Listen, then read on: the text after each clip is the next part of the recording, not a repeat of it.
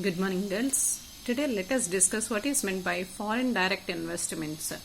In simple terms, foreign direct investments, FDI, that's what we say, refers to purchase of a significant number of shares in a foreign company in order to gain a certain degree of management control.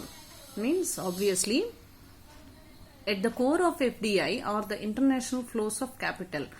What the share of equity bestows management control in a foreign company? That's nothing but countries set different thresholds at which classify an international capital flow as FDI.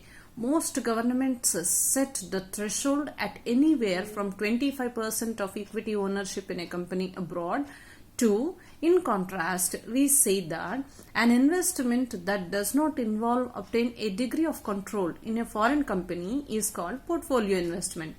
Specifically, these foreign direct investments is an investment in a business by an investor from another country which are where the foreign investor has control over the company purchased.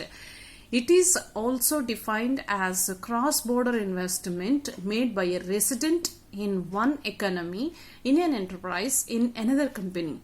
And also foreign direct investment is a direct investment, as the name itself indicates, into production in a country by a company located in another country, either by buying a company in the target country or by expanding operations of an existing business in that country.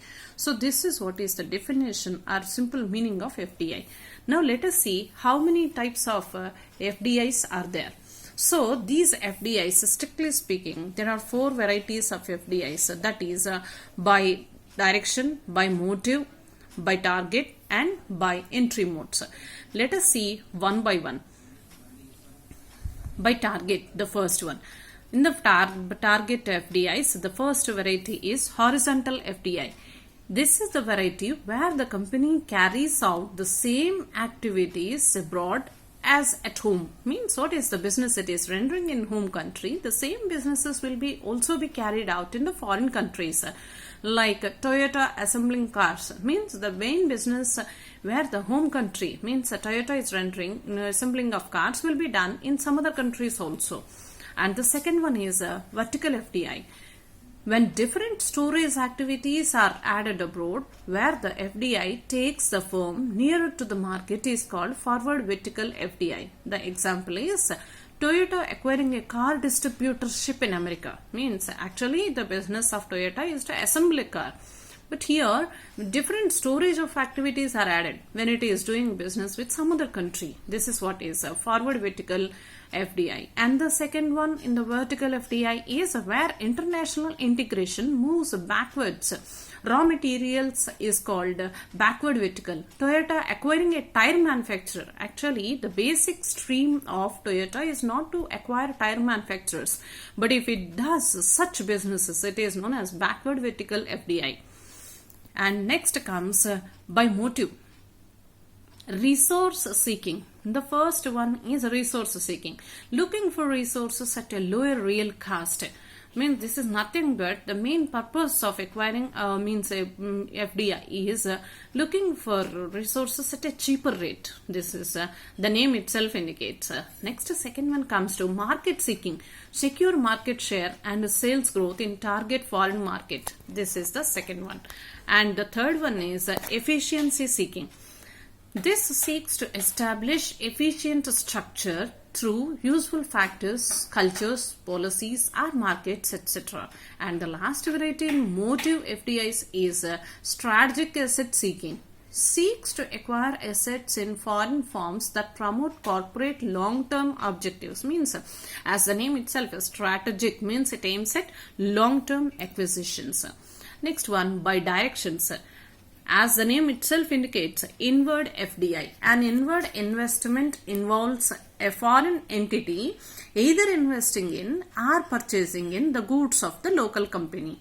And the next one is outward FDI. An outward foreign direct investment is a business where strategy business strategy where a domestic firm expands its operations to foreign country either via expansion or acquisition of the existing foreign facility. It means it may go for either expansion or to acquire the existing facilities. This is by direction. And the next one is by entry modes.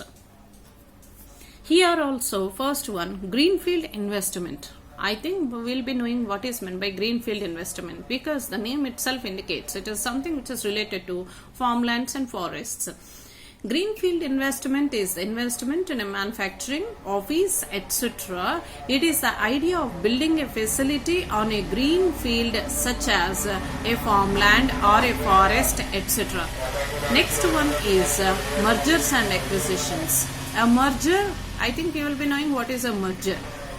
Because a merger is a combination of two companies to form a new company, while an acquisition is the purchase of one company by another company in which a new company is formed. I think you are aware of mergers and acquisitions through, I can say what means amalgamation and absorptions. Likewise, mergers and acquisitions will also be taken as far as entry modes are concerned.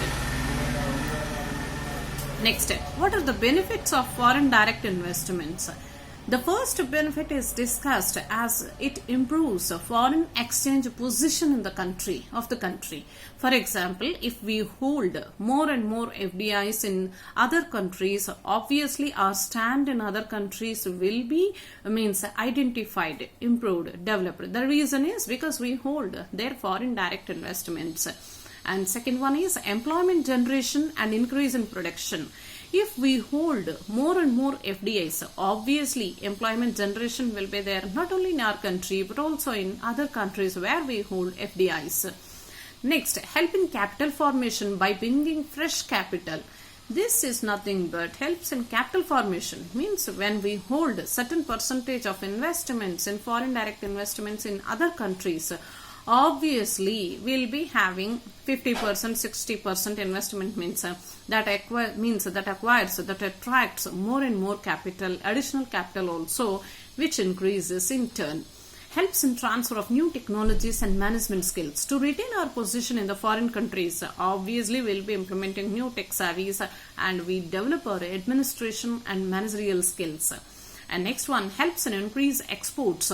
Obviously, because when we hold a certain percentage of foreign direct investments as far as other countries are concerned to our country, we increase exports and increases tax revenue. The source generated there obviously will be bound to be taxed.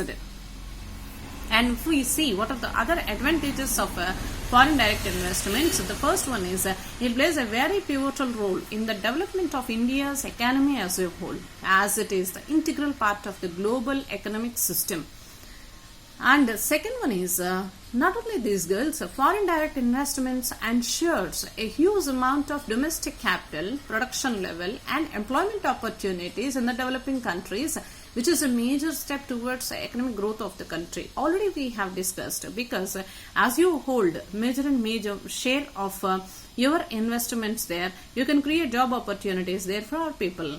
And the next advantage can be foreign direct investments have opened a wide spectrum of opportunities in the trading of goods and services in India, both in terms of import and exports production. And the last one can be foreign direct investments has also ensured a number of employment opportunities by aiding the setting up of industrial units in various corners of India. As we will be knowing the tech savvy and the results, we can increase the same sectors in the home country also. Not only these girls, when advantages will be there, obviously on the other hand disadvantages will also be there. Under which the first one is domestic companies fear that they may lose their ownership, because there is a notion that when you are increasing your foreign direct investments in other countries, obviously people fear that there will be a stepmother treatment for the home country companies. So this is the first fear, I can say disadvantage also. Second one is small companies fear that they may not be able to compete with world-class large companies, because we are targeting at major FDIs. There will be a problem for SMEs and SMSEs. foreign companies invest more in machinery and intellectual property than in wages of the local people. And the last one is government has less control over the functioning of such companies, as they usually work as wholly owned subsidiary of an overseas company, because their ownership will be somewhere else. And apart from this, there are few more disadvantages as far as FDIs are concerned. One of the most important disadvantages of FDI is that the economically backward section of the host country is always inconvenienced when the stream of foreign direct investments is negatively affected, because anything begins at home, that is the saying. So if something happens for the foreign our foreign direct investments, it directly affects our Indian companies also. So whenever it is a setback will be observed, it has its main impact on the home country, that is, which is economically backward section of the host country. And second one is the differences of language and culture that exist between the country of the investor and the host country could also pose problems in case of FDIs, because we are not aware of all the languages, tastes, preferences of the customers there in some other country. So there is a problem that we may satisfy the needs and requirements of the tastes and preferences of the other countries on time. This is also there is a disadvantage. And the next one is adverse effects of balance of payments. When a foreign subsidiary imports a substantial number of inputs from abroad, there is a debit of the current account of the host country's balance of payments. In the previous classes, we have discussed what is meant by BOP and BOT.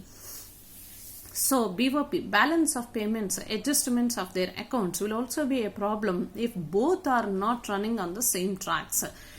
As far as now discuss what is FDI and its role in our country. Till now we have discussed in general what is foreign direct investments and its appeal as far as general discussions are concerned. Now let us see what is the role of India as far as FDIs are concerned. Foreign direct investment in India has played an important role in the development of the economy as a whole. FDI in India has in a lot of ways enabled India to achieve a certain degree of financial stability, growth and development. This money has allowed India to focus on the areas that needed a boost and economic attention and address the various problems that continue to challenge the country. Means to a great extent we'll say India has utilized the financial weapon called FDI to overcome certain hurdles and certain problems, we can say barriers, as far as our FDI implementation is concerned.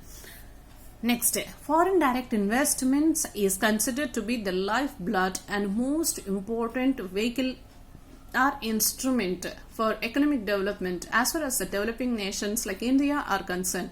The most important effect of FDI is its contribution to the growth of the economy. How it will be having its impact means foreign direct investments has an impact on countries' trade balances, increasing labor standards and skills, transfer of new technologies and innovative ideas, improving infrastructure, skills and general business climate, etc.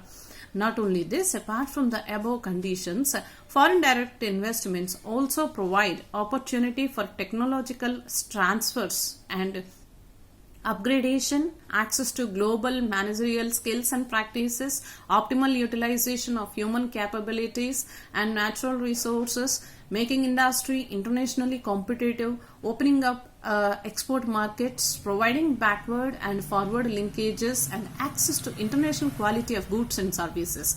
So these were the areas where India is adjusting, and I can say India is improving along with the FDIs. As far as the procedure followed in India as far as FDIs are concerned is first one, automatic route. What is this automatic route which is followed in India as far as FDIs are concerned means, as the name itself indicates, FDI is allowed under the automatic route without prior approval either by the government or the Reserve Bank of India in all the activities sectors as specified in the consolidated foreign direct investment policy issued by the government of India from time to time. Automatic route, the name itself indicates, means this automatic clause is nothing but for approval of either for investment in FDIs or to expand FDIs.